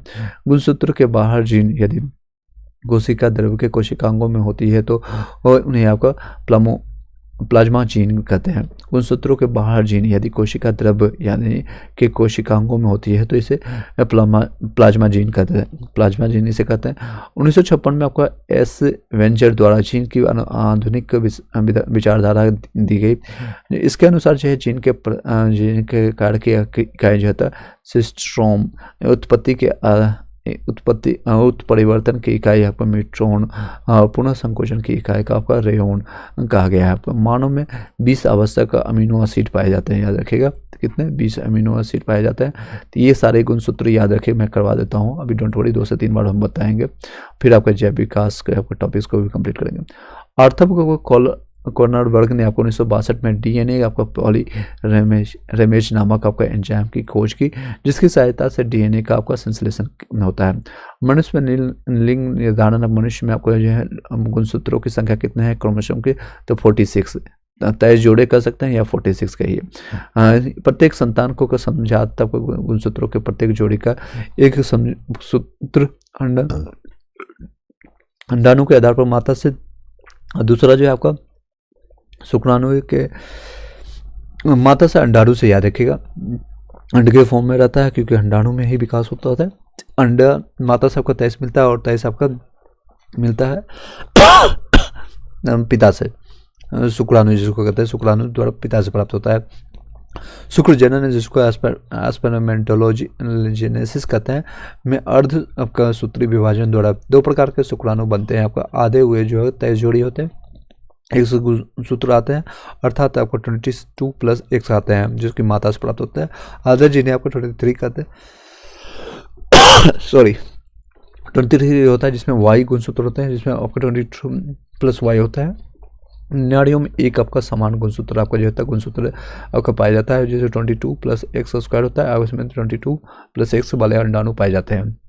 रिसेशन के समय जब आपका यदि अंडाणु X गुणसूत्र वाले शुक्राणु से मिलता है तो ये जो आपका जायोट आपका 23वीं जोड़ी XX होगी, जो कि महिलाओं के लिए होता है, जिससे बनने वाली संतान लड़की होती है, याद रखिएगा। अब लड़का लड़की कैसे पैदा होता है आप पता चल गया होगा, कौन सा जिम्मेदार है, कौन जिम्मेदार है आपको पता चल गया होगा। इसके विपरीत किसी अंडाणु में अगर Y गुणसूत्र और वाला शुक्राणु निषेचित होता है तो आपका XY आपका गुणसूत्र वाला युग्म बनेगा और ये संतान जो है लड़का होगा। तो लड़का लड़की डिपेंड करता है आपके पिता पर। टोटल ये क्वेश्चन भी आ चुका है। अब पहले के ज़माने में जब किसी महिला को हालांकि महिला ही पैदा करती है, लेकिन पिता और माता के दोनों का समावेशन से होता है, तो इनमें माता को दोष दिया जाता था कि तुम खाली लड़की पैदा कर रही हो, तुमसे कुछ ना होगा, तुम घर छोड़ दो, या फिर आपका भगा दिया जाता था। ये सारी चीज़ें प्रताड़ना, लेकिन उन्हें पता ही नहीं साइंस का इसके जिम्मेदार कौन है, तो पिता है। लड़का हो रहा है या लड़की हो रही है, इसकी जिम्मेदारी है पिता के एक्स क्रोमोसोम से। अतः जो है गुणसूत्र का है, यानी पुरुष का गुणसूत्र संतान में लिंग निर्धारण के लिए उत्तरदायी है, मैंने बता दिया। प्रश्नली आपका शिशु ट्यूब जिसको कहते हैं आईवीएफ के थ्रू आपको जो है शिशु में निषेचन आपको प्रश्नली के अंदर होता है। तो अभी समझ गए होंगे ये इतना सारी चीज़ें। अब इससे संबंधित आपका जैव विकास के बारे में, इसके बारे में यहाँ पर हम पढ़ेंगे, फिर एक बार हम एनसीईआरटी के सारे पॉइंट्स को कंप्लीट कर देंगे, फिर हम क्वेश्चन आंसर करवाएंगे। फिर आपका नेक्स्ट आपका है टॉपिक ऑफ वनस्पति विज्ञान। चलिए इतने सारे टॉपिक चीज़ें कंप्लीट हो रहा है। बीच में हम कभी लाइक सब्सक्राइब के लिए नहीं बोलेंगे क्योंकि टाइम नहीं है उतना। जब पढ़ाने के समय हम पढ़ाते हैं सिर्फ, और स्टार्टिंग में और लास्ट में थोड़ा बहुत हम कभी कभी बोल देंगे। बाकी सब आपकी जिम्मेदारी है, आपको जुड़े रहना है, सीखना है या नहीं सीखना है। चलिए जैव विकास के बारे में जानते हैं। पृथ्वी की उत्पत्ति लगभग आपका अनुमानतः जो है 4.6 अरब वर्ष पूर्व हुई है, और कालांतर में इस पर जो है जीव की उत्पत्ति हुई है। पृथ्वी पर जीवन की उत्पत्ति के संदर्भ में अनेक वैज्ञानिकों द्वारा विभिन्न आपका सिद्धांत या परिकल्पना प्रस्तुत की गई है, जिसमें आपके रासायनिक विकास के फलस्वरूप जीवन की उत्पत्ति सबसे आधुनिक है। इससे संबंधित विस्तृत और सामान्य परिकल्पना रूसी जीव रासायनिक शास्त्री AI आपका ओपेरिन ने आपको भौतिकवाद है या फिर पदार्थवाद या फिर मेटेरियलिस्टिक थ्योरी के नाम से प्रस्तुत की, जो कि उनकी पुस्तक जीवन की उत्पत्ति ओरिजिन ऑफ लाइफ में छपी हुई थी, याद रखिएगा। इसके प्रमुख आपका तथ्य एवं निम्नलिखित है। जीवन अर्थात प्रारंभिक जीवों की उत्पत्ति आज से लगभग 4 अरब, ये अरब है याद रखिएगा, अरब वर्ष पूर्व है, आदि सागर के जल में आपका न्यूक्लियोपोरेंटिस वायरस से होती है। यानी सबसे पहले आपका जन्म कहाँ पर, तो जल में, याद रखिएगा। और विष्णु जी का मत्स्य अवतार, ये सारी चीज़ आपने देखा होगा, इसमें होता है, जल में ही होता है। आपका वायरस के रूप में आपके कणों के रूप में जो परपोसी आपका हेरेटोफोरिक आपका हेरियोट्रॉफी और ओवावी यानी एनियोबारिक थे। 3.8 अरब वर्ष पूर्व आपका कालानुक्रम यानी मेम्ब्रेन बाउंड यानी प्रोकैरियोटिक कोशिका आदि जीव बने, जिनमें जो पहले आपका प्रपोषण तथा बाद में स्वपोषण यानी ऑटोट्रॉपिक आपका न्यूट्रिशन का प्रारंभ हुआ। स्वपोषी आदि जीव वर्तमान के नीले हरे शैवाल जैसे थे। लगभग 2 अरब वर्ष पूर्व यूकैरियोटिक कोशिका की उत्पत्ति हुई, जिससे वर्तमान जीव जगत के सारे जीवाणु के अलावा बने। प्राचीन आदि पृथ्वी के वायुमंडल में ऑक्सीजन गैस नगण्य या फिर अनुपस्थित थी, जबकि मीथेन यानी CH4, अमोनिया NH3 और कार्बन डाइऑक्साइड CO2 जैसे आदि गैसें उपस्थित थे। यानी प्राचीन समय में देखेंगे ये सारी गैसें उपस्थित थी, मीथेन हो गया या फिर कार्बन डाइऑक्साइड, अमोनिया। जैव विकास के आपको मौलिक परिकल्पना एवं सिद्धांत के बारे में जानते हैं। जैव विकास जो आपको मौलिक परिकल्पना जो है परिवर्तन के अवतरण यानी डिसेंट, विद चेंज और मॉडिफिकेशन, अर्थात निम्न कोटि के सरल जीवों से क्रमिक परिवर्तनों द्वारा अधिक विकसित एवं जटिल जीवों की उत्पत्ति ही जैव विकास कहलाता है। Lamarck, Charles Darwin, Hugo de Vries आदि वैज्ञानिकों ने ठोस प्रमाण के आधार पर जैव विकास की विस्तृत व्याख्याएं प्रस्तुत कर अपने सिद्धांत दिए। लेमार्क आपका कहलाता है, ये जिसको कहते हैं लेमार्कवाद, लेमार्करिज्म। जैव विकास परिकल्पना का पहला आपका तर्कसंगत सिद्धांत फ्रांसीसी जीव वैज्ञानिक का कौन था, तो जीन बेस्टिट डी लेमार्क ने प्रस्तुत किया, जो 1809 में 18/9 कर सकते हैं, तो आपका इससे 18/9 या 9 का टेबल पढ़ लीजिए, तो इससे कोलेट करके आप याद रखेंगे। तो इससे मैं आपको जो है उसकी पुस्तक का फिलोसफी की जियोलॉजी यानी फिलोसफी जी के रूप में छपा। इसे लेमार्क का सिद्धांत या लेमार्कवाद कहते हैं, इसे लेमार्क सिद्धांत या लेमार्कवाद कहते हैं। मूल धारणाओं पर आधारित आपके बड़े होने की प्रवृत्ति, वातावरण पर सीधा प्रभाव, अंगों के उपयोग या अनुप्रयोग का प्रभाव, इफेक्ट ऑफ यूज और डिसयूज ऑफ ऑर्गन्स, उपार्जित लक्षणों की वंशागत गति, inheritance of acquired characters. Lamarck को भारत को उपार्जित लक्षणों की वंशागति का सिद्धांत भी कहते हैं। अंगों के उपयोग एवं प्रयोग के निर्धारण के अनुसार अधिक प्रयोग किए जाने वाले अंग सुदृढ़ एवं व्यवस्थित हो जाते हैं, तथा वे अंग जिनका प्रयोग कम होता है वे निष्क्रिय तथा धीरे धीरे करके लुप्त हो जाते हैं। अर्थात जिराफ का गर्दन का लंबा होना या सर्पों में टांग का अभाव होना, ये सारे इसी कारण है। जितना हम उपयोग करेंगे वो विकसित रहे। जैसे अब कई लोग हैं महिलाओं का क्या होता है कि वो दिमाग का यूज कम करते थे, आने वाले समय में दिमाग ही नहीं रहेगा। कई लोग होते हैं जो कि आलसी हो, पढ़ना ही नहीं चाहते, तो वो आगे के समय में वो दिएंगे नहीं, इसी तरह से गायब हो जाएगा। जैसे जिराफ का ये गर्दन गायब हो गया, सांप हो गया, जो आपका पैर गायब हो गया। तो ये देख सकते हैं घास की उपलब्धता से जो है अगली टांगों या गर्दन के कम उपयोग के कारण इनके जो है अंग कम लंबाई हो गया। तो जिसने इसका उपयोग ही नहीं किया, लेकिन ऊंचे वृक्षों की पत्तियां खाने के लिए अगली जो है टांगों या गर्दन का अधिक उपयोग होने से इनकी अंगों का अधिक लंबाई बढ़ गया। तो जिस देख सकते हैं यहाँ पर बढ़ गया। नेक्स्ट है लेमार्कबार्ड के अनुसार जो है अंगों के उपयोग या अनुप्रयोग का प्रभाव जिराफ के विकास के क्रम में होता है, तो यानी जेनेटिकली इस पर डिपेंड भी करता है। डार्विनवाद यानी डार्विनवाद के बारे में जानते हैं। एक चीज़ मैं आपको छोड़ दिया था, यहाँ पर आपको मैं कंप्लीट करा देता हूँ। हाँ, क्रोमोसोम की संख्या गुणसूत्र मैंने आपको बताया था, मैं बताऊंगा। सॉरी, आपका एस्कैरिटिक्स आपका जिसमें गुणसूत्र आपको क्रोमोसोम की संख्या 2 होता है। मच्छर में 6 होता है, घरेलू मक्खी में 12 होता है, मटर में 14 होता है, प्याज में 16, मक्का में आपका 20, टमाटर में 24, मेढक में 26, नींबू में 18 और 36 होता है, बिल्ली में 38, चूहा में 40, गेहूं में 42, आपका खरगोश में 44, मनुष्य में 46, आलू में 48 और चिंपैंजी में आपका चिंपैंजी में 48, तंबाकू में 48। ये देख सकते हैं आलू, चिंपैंजी, तंबाकू। घोड़ा में 64 और कुत्ता में 78 होगा, 78 और कबूतर में 80 और टेरियोकाइटिस में आपका 1300 से 1600 होता है। तो ये याद रखिएगा। तो सबसे ज़्यादा आपका ग्रेटोक्स में, फिर कबूतर में आपका 80 होता है, गढ़ में ये कहा जाता है कुत्ता। अब टॉपिक पर चलते हैं। नेक्स्ट टॉपिक आपका कौन सा है? हाँ चलिए, डार्विनवाद क्या होता है? यानी चार्ल्स डार्विन जो इंग्लैंड के आपका जैव विकासवादी थे, इनके अनुसार जो था प्रस्तुत आपका विकासवाद का डार्विनवाद या प्राकृतिक आपका वर्णवाद आपका जो है वर्णवाद यानी कि थ्योरी ऑफ नेचुरल सिलेक्शन कहते हैं। इसकी विस्तृत व्याख्या जो है इसकी पुस्तक और प्राकृतिक चुनाव द्वारा जातियों की उत्पत्ति जो कि 1859 में छपी थी। यह सिद्धांत निम्नलिखित तथ्यों पर आधारित है। जीवों में प्रचुर संतान उत्पत्ति यानी कि ओवर प्रोडक्शन की क्षमता, जीवन संघर्ष यानी स्ट्रगल फॉर एग्जिस्टेंस, विभिन्नताएं और उनकी इसकी वंशागति यानी वेरिएंस एंड देयर इनहेरिटेंस, योग्यता के अति जीविता यानी सर्वाइकल ऑफ द फिटेस्ट या प्राकृतिक चयन। नेक्स्ट है उत्परिवर्तन, म्यूटेशन थ्योरी। आपका जैव विकास का उत्परिवर्तन सिद्धांत आपका हॉलैंड के पादप शास्त्री बॉटनिस्ट हुगो डी व्रीज ने दिया। इन्होंने अपना प्रयोग सांथे प्रिमरोज आइनोथेरा आपका लेमार्कियाना यानी ऑर्नियोथेला आपका लेमार्कियाना नामक पौधे पर किया गया। इनके अनुसार जो है नई जातियां स्पेसीज की उत्पत्ति एक ही बार में स्पष्ट एवं अस्थायी वंशागत आकस्मिक परिवर्तनों के फलस्वरूप होती है। जाति का पहला सदस्य जिसमें उत्परिवर्तन लक्षण दिखाई देता है उत्परिवर्तित आपका म्यूटेशन कहलाता है। जाति के विभिन्न सदस्यों में भिन्न भिन्न प्रकार के उत्परिवर्तन हो सकते हैं। आपको महत्वपूर्ण तथ्य याद रखिएगा।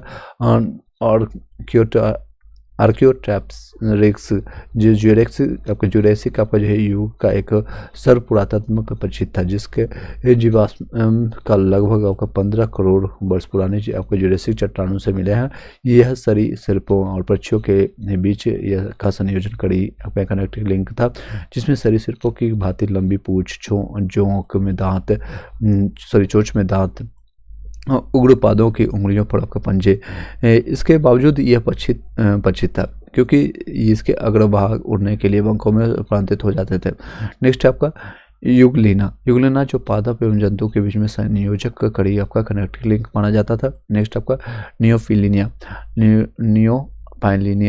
आपका एनालिडा और मोलस्का के बीच आपका संयोजक कड़ी था। प्रोटोथीरिया निम्न कोटि के स्तनियों का आपको उपवर्ग है। इसके अंतर्गत आपका एकिडना, बत्तख, चोची, प्लेस्टिप्स आदि जीव आते हैं। ये सरीसृपों यानी रेप्टाइल्स और स्तनधारी मैमल्स के बीच में संयोजक कड़ी है। नेक्स्ट डायनासोर, ये आपको विशालकाय सरीसृप थे जो मध्यजीवी यानी मोलस्किस आपका मेसोजोइक एरा में पाए जाते थे। मेसोजोइक आपका महाकल्प में थे। मध्य जीवी महाकल्प को 3 आपका कल्पों, ट्रायसिक कल्प, आपका जुरेसिक कल्प और क्रेटिस कल्प में बांटा गया था। मेमथ आपका क्या कहलाता है? प्रजाति वर्तमान समय में विलुप्त है। यह हाथी एलिफेंट का पूर्वज माना जाता है मेमथ के रूप में। क्रो मैग्नोन आप जो होता है मनुष्य के आधुनिक मानव आपका जो है होमो सेपियंस का अंतिम सीधा पूर्वज या फिर आधुनिक मानव की उपजाति सब सेपियंस आपका होमो सेपियंस फोलिस आपका होमो सेपियंस फोसिल्स मानते हैं। क्रो मैग्नोन का शरीर गढ़ा हुआ लगभग 180 सेंटीमीटर 6 फीट लंबा कपाल गुहा यानी 1600 क्यूबिक सेंटीमीटर थी।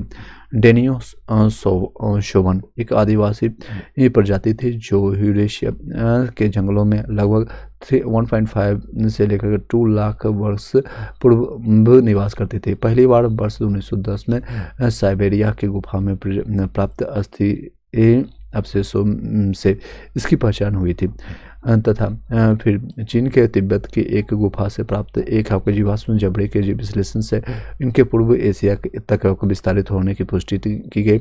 1 मई 2019 को प्रतिष्ठित विज्ञान मैगजीन ऑफ नेचर में प्रकाशित एक शोध पत्र में की गई थी। तिब्बत में प्राप्त डेनी शोवन का यह जबड़ा उत्तर मध्य प्लास्टोसीन काल आपको लगभग 1.6 लाख पूर्व माना जाता है। डेनी शोवन का अवशेषों के डीएनए विश्लेषण के आधार पर इन्हें होमोसेपियन और निएंडरस्थल से पृथक तीसरे प्रकार के समस्त आपका समकालीन मानव प्रजाति माना जा रहा है। चलिए नेक्स्ट है आपका क्वेश्चन आंसर पर चलते हैं, फिर इससे संबंधित आपका हम करवाएंगे। यहाँ तक किसी को समझ आया नहीं आया तो बताइएगा, क्वेश्चन आंसर करेंगे तो समझ आ जाएगा अगर कुछ समझ आए, क्योंकि ये सारी चीज़ें कुछ टर्म अगर फर्स्ट टाइम आप सुन रहे हैं तो ऑलरेडी आपने पढ़ रखा है तो आपको समझ आ गया होगा, अगर नहीं पढ़ रखे हैं तो भी आपको समझ आएगा क्योंकि हम क्वेश्चन आंसर करवाएंगे। इन्हें पहले इसके बाद हम एनसीईआरटी का हम ये पॉइंट्स को हम देख लेते हैं। ये एनसीईआरटी से ही लिया गया है, ये बहुत अच्छी बुक है और अभी भी कई लोग इसका वैल्यू नहीं देते हैं, लेकिन अभी भी एग्जामिनेशन निकालने के लिए आप लोगों ने सुने होंगे कई जो है सिलेक्शन से लेने के बाद बताते हैं कि मैं एनसीईआरटी के साथ साथ अगर एनसीईआरटी टाइम मिलता है तो ठीक है, वेल एंड गुड है, साथ साथ मैं आपको ये सारे सब्जेक्ट को मैं पढ़ता हूँ, आपने सुना होगा। चलिए, प्रारंभिक निम्न कोटि के जीवों में क्रमिक आपका परिवर्तनों द्वारा अधिकारिक जीवों की उत्पत्ति को जैव विकास यानी ऑर्गेनिक इवोल्यूशन कहा जाता है। जीव जंतुओं की रचना इकाइक एवं रासायनिक भ्रूणीय विकास वितरण आदि में विशेष क्रम या आपसी संबंध के आधार पर भी सिद्ध किया जाता है कि जैव विकास हुआ है। लेमार्क, डार्मिक, बेबल्स, डिब्रिज आदि ने जैव विकास के संबंध में अपनी अपनी परिकल्पना को सिद्ध करने के लिए इन्हीं संबंधों को दर्शाने वाले निम्नलिखित आपको प्रमाण प्रस्तुत किए हैं। वर्गीकरण आपको वर्गीकरण से प्रमाणन मिला है, तुलनात्मक शरीर संरचना से प्रमाण मिला है, अपसेसी अंगों से प्रमाण मिला है, संयोजकता जंतुओं से प्रमाण मिला है, पूर्वजों से प्रमाण मिला है, तुलनात्मक आपको भौतिकी से प्रमाण मिला है, भौगोलिक वितरण से प्रमाण मिला है, तुलनात्मक कायिक एवं जीव रासायनिक से प्रमाण मिला है, अनुवांशिकी से प्रमाण मिला है, पशुपालन से प्रमाण मिला है, रचनात्मक समृद्धता से प्रमाण मिला है, जीवाश्म विज्ञान एवं जीवाश्मों से प्रमाण मिला है। समजात अंग किसको कहते हैं? होमोलोगस आपका ऑर्गन किसको कहते हैं? ऐसे अंग जो विभिन्न कार्यों के लिए उपयोजित हो जाने के कारण काफ़ी असामान्य दिखाई दे सकते हैं, परंतु मूल संरचना एवं भ्रूणी परिवर्धन के समान होते हैं, समजात अंग कहलाते हैं। उदाहरण में सील के फली पर चमगादड़ के पंख, घोड़े की अगली टांग, बिल्ली का पंजा, मनुष्य के हाथ की मौलिक संरचना एक जैसी होती है।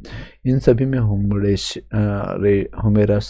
रेडियो अल्ना कार्पस, आपका मेटा और कार्पस आदि अस्थियां होती है। इनका आपका भ्रूणी के विकास भी एक ही हिस्सा होता है, परंतु इन सभी का कार्य अलग अलग होता है। सील का आपका फली पर तैरने के लिए, चमगादड़ के लिए देखते होंगे चमगादड़ के पंखा को उड़ने के लिए, घोड़े के टांग दौड़ने के लिए, मनुष्य का हाथ वस्तु को पकड़ने के लिए अनुकूलित होता है। समरूप अंग होता है, एनालोगस ऑर्गन, ऐसा अंग जो समान कार्य के लिए उपयोजित हो जाने के कारण समान दिखाई देता है, परंतु मूल संरचना एवं भ्रूणीय परिवर्तन में भिन्न होते हैं। समरूप अंग कहलाते हैं, जिस उदाहरण में तितली, पक्षियों, चमगादड़ के पंख उड़ने का कार्य करते हैं और देखने में एक समान लगते हैं, परंतु इन सभी की उत्पत्ति अलग अलग ढंग से होती है। तितलियों के पंख की रचना शरीर के भीतर एक भंज द्वारा होता है। पक्षियों के अंग जो है की रचना उनकी अग्र भागों अर्घपादों पड़ों द्वारा होता है। चमगादड़ के पंख की रचना हाथ की 4 लंबी अंगुली देखते होंगे अंगुलियों पर बना होता है और छड़ के बीच आपका फैली त्वचा से होती है। अवशेषी अंग होता है जिसको वेस्टिबिजियल आपका ऑर्गन कहते हैं। ऐसे अंग जो जीवों के पूर्वजों में पूर्ण विकसित होते हैं, परंतु वातावरणीय परिस्थिति में बदलाव से इनका महत्वपूर्ण समाप्त हो जाता है होने के कारण विकास क्रम में इनका आपका क्रमिक लोप होने जाते हैं, यानी खत्म होने लगता है। अवशेषी अंग कहलाते हैं। उदाहरण में आपका कर्ण पल्प, आपका पिनियल, त्वचा के बाल, आपका जो है वर्मी पोस्ट, एपिडेमिक्स आदि आते हैं। मनुष्य में लगभग 100 अवशेषी अंग पाए जाते हैं। सर्वप्रथम प्रकाश संश्लेषी जीव रसायनों की बैक्टीरिया थे। पक्षियों का विकास आपका शरीर सिर्पों में से हुआ है। जल स्थल जीवों का विकास मत्स्य वर्ग से हुआ है, जल स्थल में जितने भी है।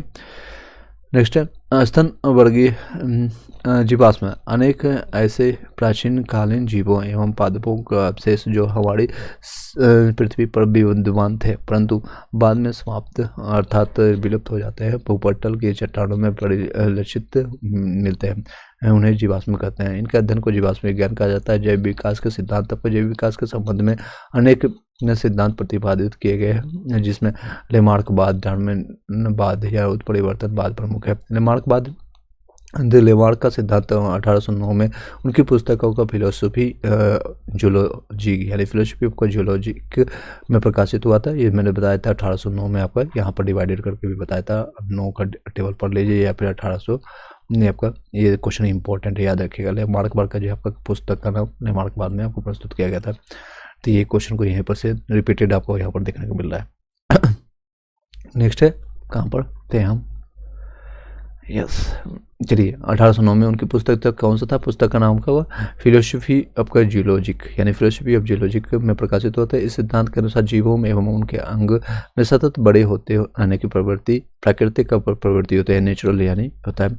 इन जीवों पर वातावरणीय परिवर्तन पर सीधा प्रभाव पड़ता है, नेचर पर का भी इफेक्ट पड़ता है। जैसे देखते होंगे आपने कि हरियाणा के लोग ज़्यादातर लंबे होते हैं, ज़्यादातर पंजाब के लोग, क्योंकि वहाँ पर उस तरह का इन्वायरमेंट होता है। और बिहार के हो गया या फिर बंगाल को हो गया, उस तरह का हाइट या फिर उस तरह का हाइट नहीं मिलता, 6 फीट से कम रहता है जनरली। ये सारी चीज़ें देखने को मिलता है। चलिए आगे कंटिन्यू करते हैं। इन जीवों पर वातावरणीय परिवर्तन का सीधा प्रभाव पड़ता है। इसके कारण जीवों में विभिन्न अंगों का उपयोग घटता बढ़ता रहता है। अधिक उपयोग में आने वाले अंगों का विकास अधिक है, कम उपयोग में आने वाले अंगों का विकास कम होने लगता है। जैसे महिलाओं का दिमाग क्या होता है, कम उपयोग करते हैं तो दिमाग रहता ही नहीं, कुछ समय के बाद खत्म हो जाता है, घुटने में आ जाता है। कई लोग कहते हैं ये सही है गलत है, आप लोग बताइएगा कमेंट बॉक्स में क्यों कहा जाता है। इसे अंगों के कम उपयोग या अधिक उपयोग का सिद्धांत भी कहते हैं। इस प्रकार से जीवों द्वारा उपार्जित लक्षणों की वंशगति होती है, जिसके फलस्वरूप नई नई आपकी जातियाँ बन जाती है। उदाहरण है आपको जिराफ की गर्दन का लंबा होना।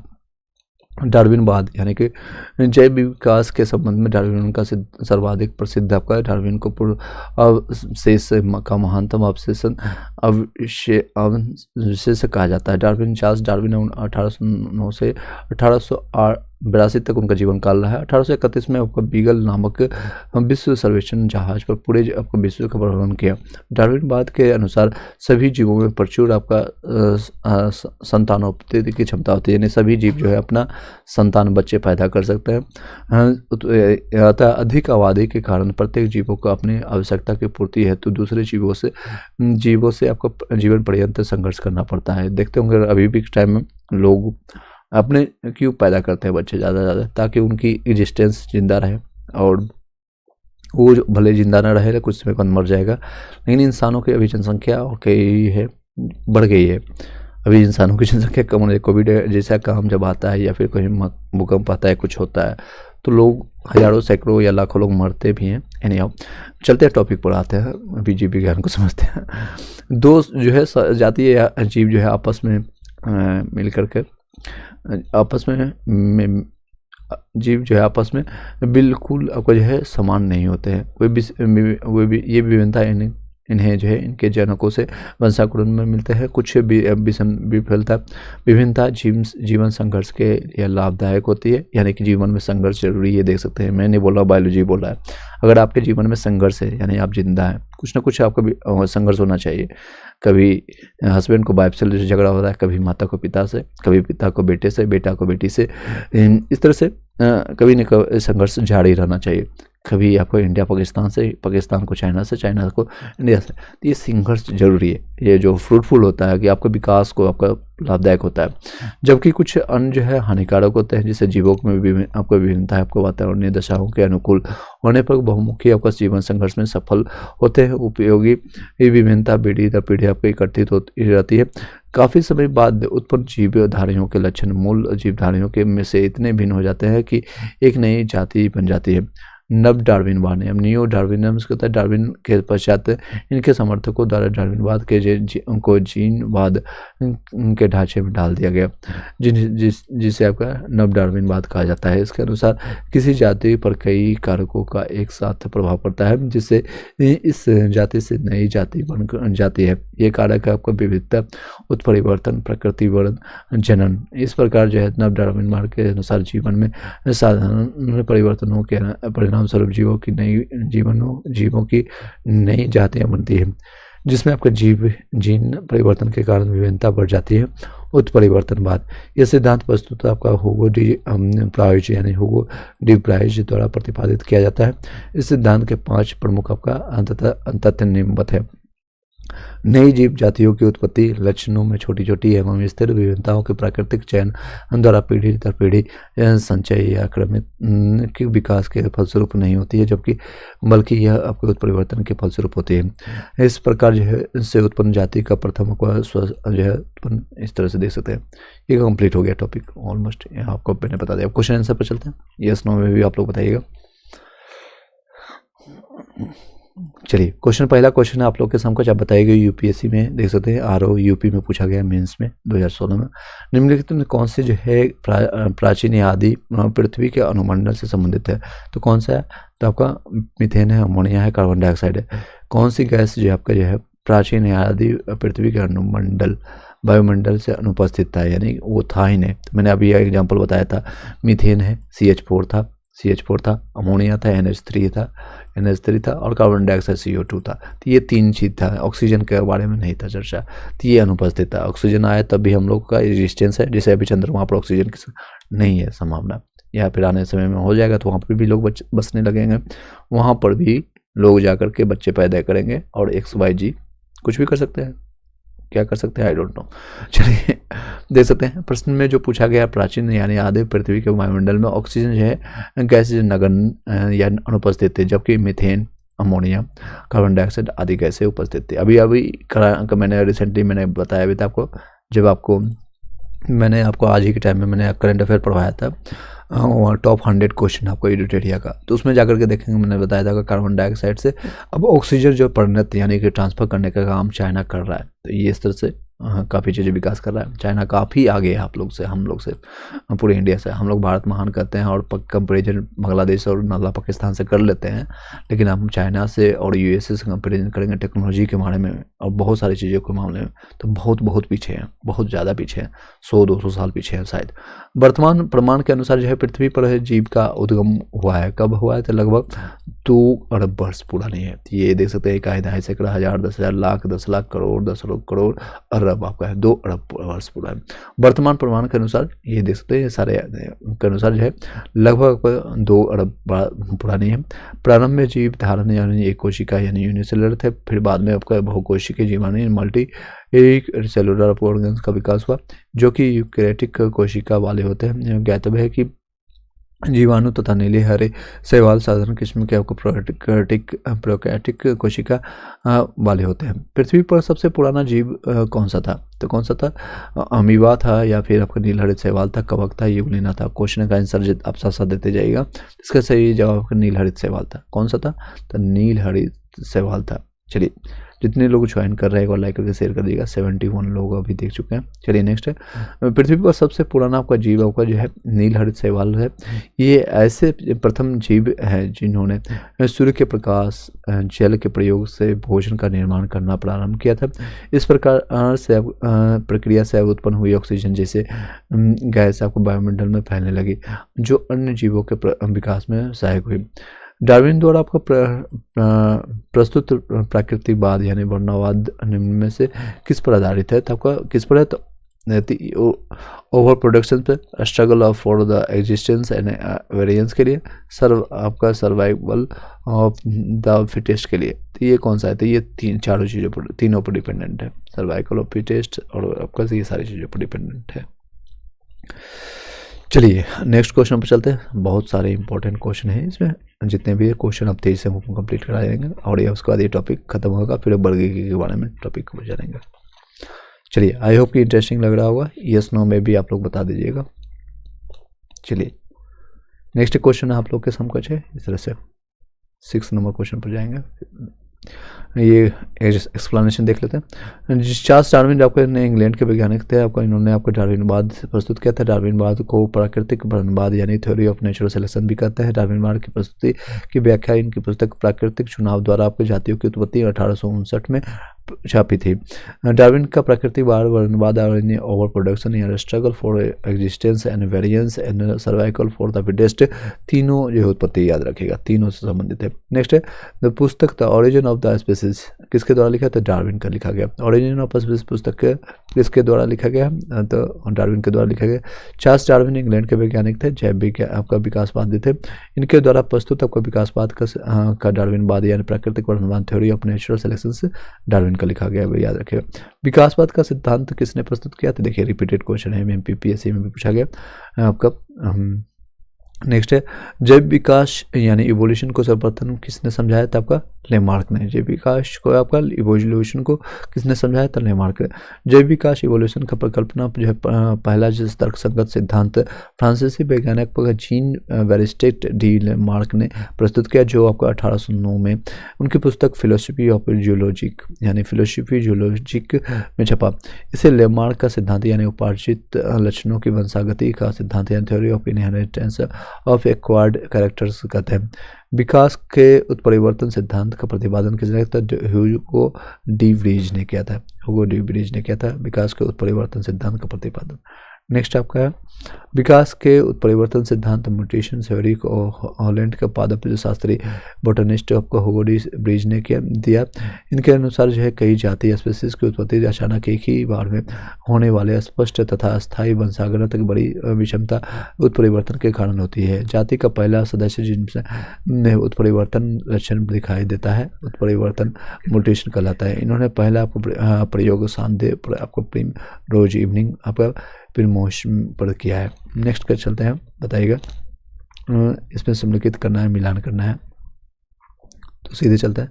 उत्परिवर्तन यानी म्यूटेशन किसके बारे में जानते हैं? तो उत्परिवर्तन कौन सा है यानी म्यूटेशन का सिद्धांत डी व्रीज ने किया था। D Vries. विकास का सिद्धांत किसने किया था? विकास का डार्विन ने किया था। अभी मैंने रिपीटेड क्वेश्चन। एक जीन एक एंजाइम की परिकल्पना किसने किया था? ये आपका बीडल और टेडम ने किया था। नेक्स्ट ऑपरेशनल आपका अवधारणा में आपका जेवाक आपका मेलोड ने किया था। चलिए ये सेम चीज़ यहाँ पर लिखा गया। उत्परिवर्तन का सिद्धांत आपका ह्यूगो डी व्रीज ने किया था। विकास का सिद्धांत डार्विन ने। एक जीन एंजाइम की परिकल्पना बीडल और टेडम ने। और ऑपरेशन अवधारणा ऑपेरॉन अवधारणा आपका जेकब और मेलोड ने किया था। नेक्स्ट आपका विकास का मुख्य कारक क्या है? आपका उत्परिवर्तन हासिल किए हुए गुण, लैंगिक जनन या फिर प्राकृतिक बढ़न। ये प्राकृतिक बढ़न इसका सही जवाब है। चलिए नेक्स्ट है जैव विकास यानी इवोल्यूशन का मुख्य आपका कारक प्राकृतिक बढ़न या नेचुरल सिलेक्शन है, क्योंकि यही विभेद दो अन्य हासिल किए गए हुए जीनों को अगली पीढ़ी जनरेशन में दिशा प्रदान करता है। प्राकृतिक बढ़न या फिर चयन एक ऐसी प्रक्रिया है जिसके कारण जीवों की आबादियों यानी जीन रूपों यानी जीनोटाइप जीनों यानी दोनों ही आवृत्तियों में महत्वपूर्ण परिवर्तन होते रहते हैं। चलिए नेक्स्ट चलते हैं। जैव विकास के संदर्भ में सांपों में अंगों का लोप होने के निष्ठ स्पष्ट किया जाता है। तो क्यों करते हैं? तो अंगों का उपयोग या अनुप्रयोग किए जाने पर, यानी कि अंग का उपयोग करेंगे तो विकसित होगा, नहीं करेंगे तो वो आपका लुप्त हो जाएगा। ये देख सकते हैं, इसमें क्वेश्चन पूछा गया। तो किसने ये दिया था? फ्रांसीसी वैज्ञानिक था आपका लेमार्क के बारे में। शरीर के आपका जो है परिवर्तन शरीर के उपयोग के तथा अनुप्रयोग यानी यूज और डिसयूज के कारण होते हैं। बदलते वातावरण में जीवधारियों, जैसे अभी कई लोग हैं ठंड के समय में अपने शरीर का उपयोग ही नहीं करते हैं, और ना घूमेंगे ना टहलेंगे। तो कई ऐसे जगह हैं जो शरीर के आपके आते हो गए, छोटे स्टाइल हो गया, तो खाना पचने में दिक्कत होता है। फिर कई लोग का शरीर के ऐंठन शुरू हो जाता है, घुटने में दर्द शुरू हो जाता है। तो वो सारी चीज़ें क्यों होता है? तो यूज नहीं हो रहा है लगातार। आप 3 महीने 4 महीने भी अगर नहीं यूज करेंगे तो उस पर इफेक्ट पड़ता है। कई लोग जो है सालों सालों नहीं यूज करते हैं, तो उसका इफेक्ट तो पड़ेगा। कई लोग हैं, कई ऐसे जो हैं प्रजाति जो है अपने दिमाग का यूज नहीं करते हैं, तो उसमें धीरे धीरे दिमाग भी खत्म होते जा रहा है, तो उसके घुटने पर चले जाते हैं। चलिए, यानी हम बदलते वातावरण में अपनी जीवधारियों जो है नई आवश्यकताओं की पूर्ति हेतु अपने कुछ अंगों का अधिक प्रयोग करते हैं, जबकि कुछ अंगों का कम, जिसके कारण जो है अधिक प्रयोग किए जाने वाले अंग सुदृढ़ और विकसित हो जाते हैं। वे अंग जिनका उपयोग कम करते हैं वो निष्क्रिय तथा धीरे धीरे विलुप्त हो जाते हैं। जिनका उदाहरण आपका हमारे शरीर के अवशेषीय अंग होते हैं। लेमार्क ने अंगों के अनुप्रयोग के बारे में रूप में सर्पों या कीटाणुओं का अभाव को बताया है। तो ये सारी चीज़ें मैं नहीं बता रहा हूँ, नेचुरल चीज़ें आपका लेमार्क को आप बोल सकते हैं। ये मुझे आप मत बोलिएगा, किसी को अगर लग रहा होगा ठेस तो आप लेमार्क को जाकर के मेल कर दीजिए या फिर जो भी करना है कहिए। तो भारत के जो है विशाल बल विलियम मेकिस के बारे में कहा जाता है, तो वो हाल ही में आपको विलुप्त हो गया था। आपको चीता के बारे में देखा जाता है। ये आपका जो प्रश्न पूछा गया तो उसमें आपका अकेला जो है पशु है जो भारत में आपको विलुप्त घोषित किया गया। तेंदुआ, सिंह और बाघ, ये सारी चीज़ तो देखने को मिलता है। उसमें 92 का ये क्वेश्चन था। आधुनिक मानव मनुष्य के हाल का पूर्वज है आपको कौन है? तो क्रो मैग्नन मनुष्य है। क्रो मैग्नन आपको मनुष्य के आधुनिक वैज्ञानिक वर्तमान मानव होमोसेपियंस का अंतिम सीधा पूर्वज या आधुनिक मानव की एक उपजाति सब स्पीसीज के होमोसेपियंस फिलीपींस यानी होमोसेपियंस मानते हैं। क्रो मैग्नन का शरीर गठा हुआ लगभग 180 सेंटीमीटर यानी 6 फुट का लंबा था, तथा इसकी आपका कपाल गुहा यानी लगभग 1600 क्यूबिक सेंटीमीटर का कपाल गुहा है। चलिए, नेक्स्ट है शब्द आपका डेनिसोमम क्या है? तो आपका शब्द आपका है